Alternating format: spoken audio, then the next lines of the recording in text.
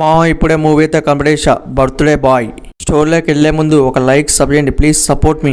5 friends ఉంటారు, అందులో ఒక ఫ్రెండ్ అయితే బర్త్డే, అందులో ఒకళ్ళైతే చనిపోతారు.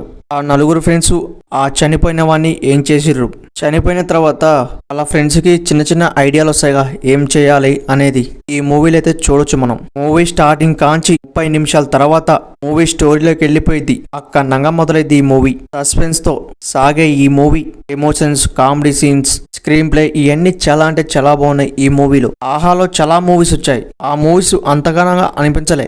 ఏముందిలే ఈ మూవీని ఒక్కసారి అయితే ట్రై చేద్దాం అనుకున్నా. మూవీ స్టార్ట్ అయిన కాంచి లాస్ట్ ఎండింగ్ దాకా చాలా ఇంట్రెస్టింగ్ అంటే ఇంట్రెస్టింగ్ గా పోయింది ఈ మూవీ.